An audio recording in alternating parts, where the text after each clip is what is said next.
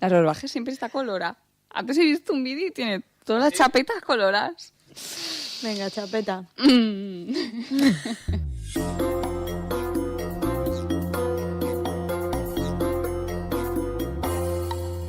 Las Entendidas, un podcast sobre cine y festivales.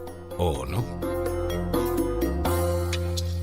Hola, entendidas y entendidos. Hola, Alexia. Hola, Adriana. Títulos de crédito. En Vamos a ver tenemos unos estrenos muy interesantes. Empezamos con Blaze, la película dirigida por Ethan Hawke, que narra la vida del cantante y compositor de country Blaze Foley. Llega uno de nuestros estrenos más esperados, La viuda, un thriller psicológico protagonizado por Isabelle Huppert y Chloe Moretz. Y la sorpresa de la semana es La última lección, otro perturbador thriller, también psicológico, que comienza con el suicidio de un profesor delante de sus alumnos de secundaria.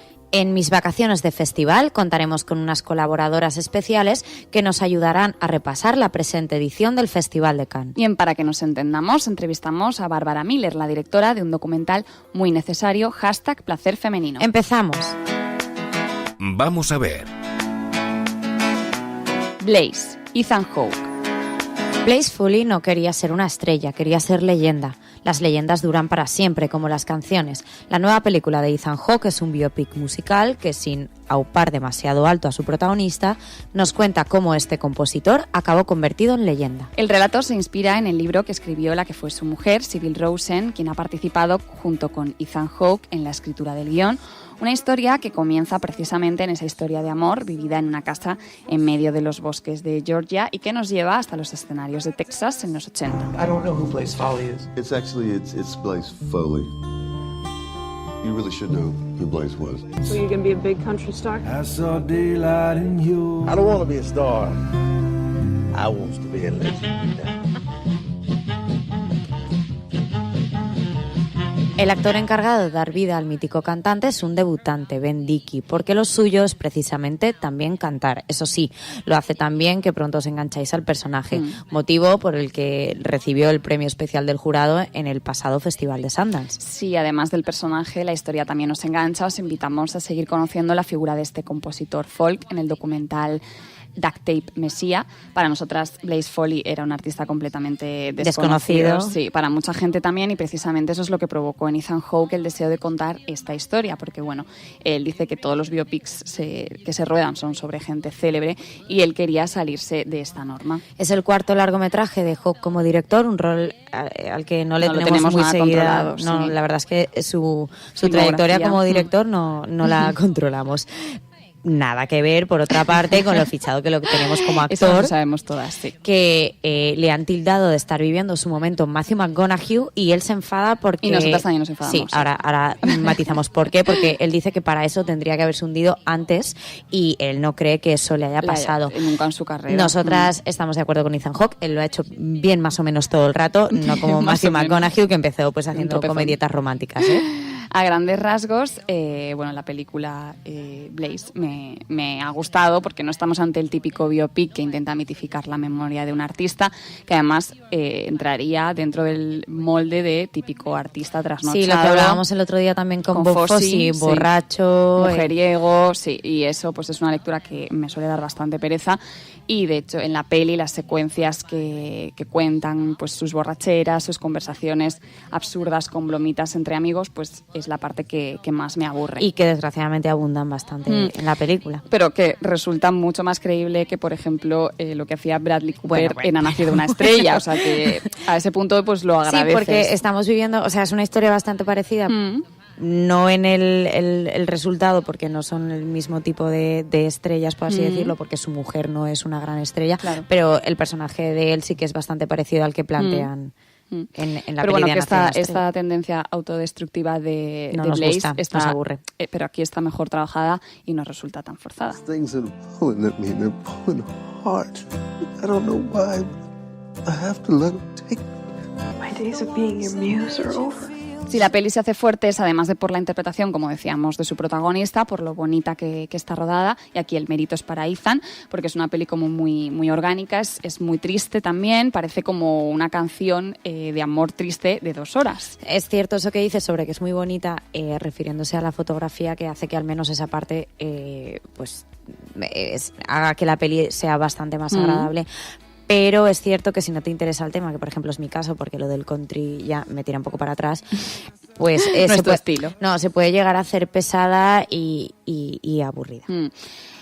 Tiene mucho protagonismo la relación entre Blaze y Sybil, que bueno, a mí me costaba entrar al principio en la peli porque también por temática no me llamaba mucho la atención, pero sí que es verdad que una vez se empieza a contar la historia de amor ya me interesa más. Además, en toda la narración pues cobran mucha importancia las canciones, que son las que describen como el estado emocional que atraviesa el protagonista en cada momento, pero él no solo componía versos preciosos, porque en la película vemos que también se relacionaba así con su pareja, con Sybil, que es una especie como de lenguaje común que ellos utilizaban, que se trasladaba de las canciones a los diálogos que mantenían ellos dos como pareja, que bueno, son muy bonitos. Y luego hay otros dos caminos, aparte de la historia de amor, por los que discurre esta película, y en el montaje como que funcionan en paralelo, ¿no? Y es, por un lado, como lo recuerdan también dos de sus compañeros, una vez él ha fallecido. Sí, que Adri al principio no sabía si Blaze como tal iba a aparecer en escena sí. o no, porque hay momentos de la peli con cierto corte como documental, entre comillas, porque tú empiezas a conocer al personaje a través de lo que se cuenta de él, claro. Sí. Y bueno, que esto no es un spoiler, no, porque lo de fallecido, sí, porque desde el principio pues sabes que él murió a tiros. Y bueno, la tercera parte, digamos, de la peli son las secuencias que nos cuentan su éxito fugaz como artista, que solo consiguió grabar un disco a lo largo de toda su carrera y que duró poco porque Blaze tenía por costumbre desperdiciar todas las oportunidades que se le presentaban. La viuda, Neil Jordan. Isabelle Huppert y Chloe Grace Moretz se baten en duelo interpretativo y juntas protagonizan este thriller psicológico sobre falsas amistades. La Huppert es Greta, una pianista entrada en edad en busca de compañía. Ojo con la Huppert. Cuando es pianista en películas. Eso te iba a decir. Si no acordaos de la pianista de Haneke. Bueno, pues un día Francis, que es Chloe Moretz, una joven que tras la muerte de su madre se traslada a vivir a Manhattan y se encuentra en el metro un bolso que pertenece a Greta. Y de esta forma se encuentran dos almas que aparentemente se necesitan, una joven que acaba de perder a su madre y una mujer que podría tener la edad de una madre, que pide a gritos una persona con la que pasar el rato. Pero no vayáis a pensar que esto empieza y acaba así de bonito. Ahora os explicamos cómo este encuentro de almas necesitadas se convierte en una relación tóxica. ¿Eres una niña? No, la niña eres tú. Necesitas una madre que te abrace. No te atrevas a hablar de mi madre. ¡Tenía que morir para que nos conociéramos! ¿Estás mal de la cabeza? Fíjense, está sufriendo mucho. ¡Ella murió, Frances! Todos necesitamos un amigo, pero nosotras somos algo más. Estamos conectadas. Resulta que la adorable señora es un poco pues una psicópata. Francis se da cuenta que el bolso olvidado no es más que una artimaña para atraer a gente a su casa y que probablemente otras buenas personas han caído en la misma trampa que ella. La peli viene firmada por el director Neil Jordan, que atesora joyitas como Entrevista con el vampiro y Desayuno en Plutón, que esta nos gusta especialmente a las es entendidas. Muy guay, ¿no? Sí.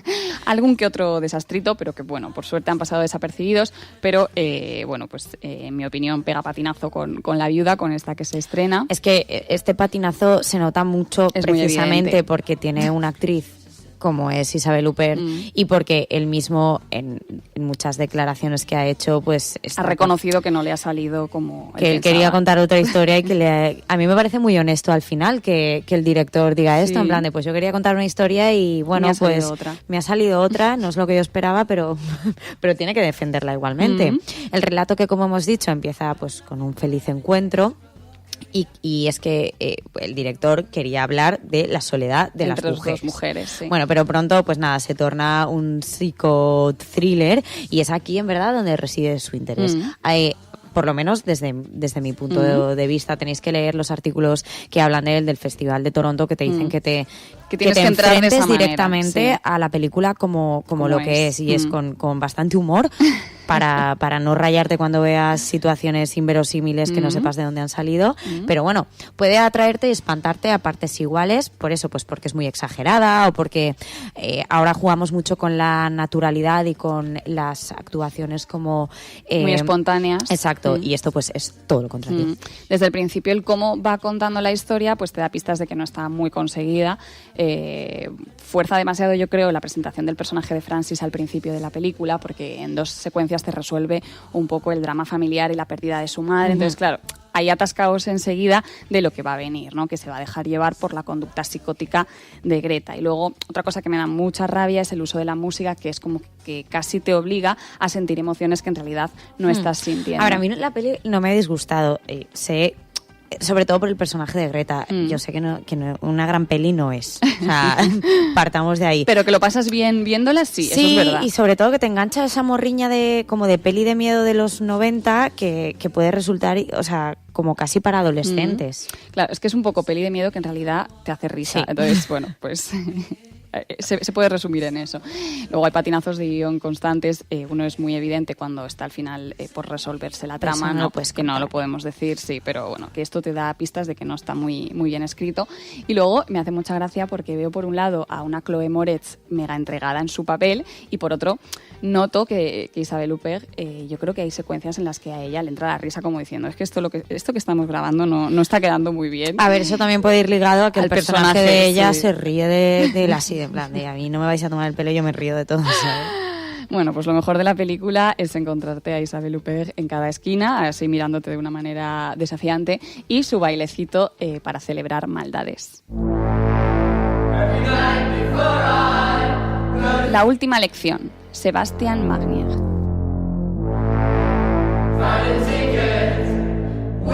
Como decíamos al inicio del programa, esta semana hemos tenido una grata sorpresa con el estreno de lo que nosotras llamamos la francesita de la semana. La última lección cuenta la historia de Pierre Hoffman, interpretado por Logan Lafitte, que si lo recordáis, pues compartía reparto con Isabelle Huppert en Elle. Que es llamado a sustituir a un profesor que se ha tirado por la ventana mientras daba clases. Sus nuevos alumnos son nada menos que un curso de altas capacidades que han reunido así como a modo de prueba piloto y que, 6 de ellos, a ojos del profesor, tienen comportamientos raritos. Diga.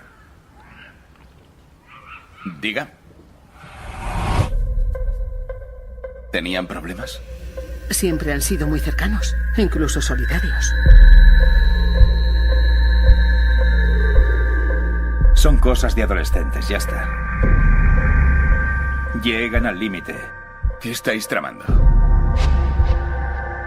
¿Necesita nuevas emociones?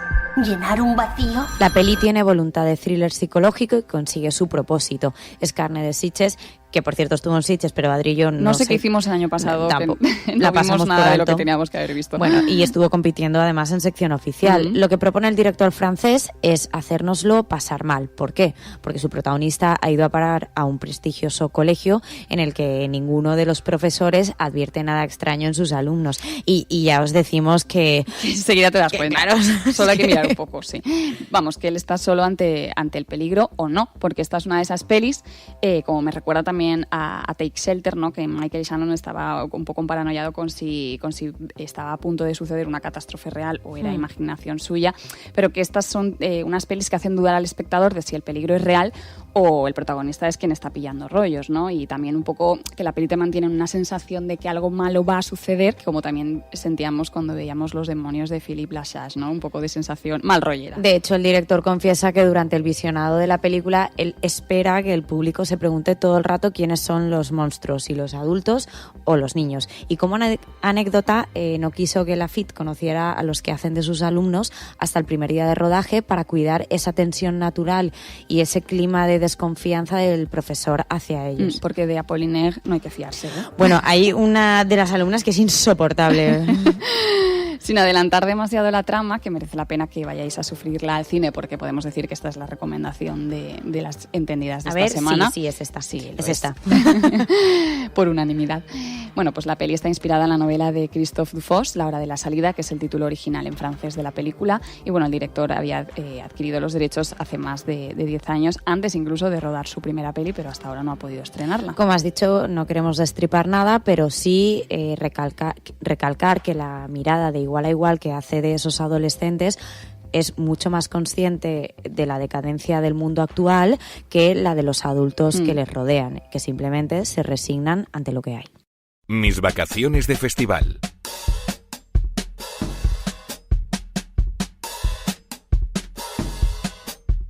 La semana pasada daba comienzo uno de los festivales de cine más prestigiosos del mundo, si no el más prestigioso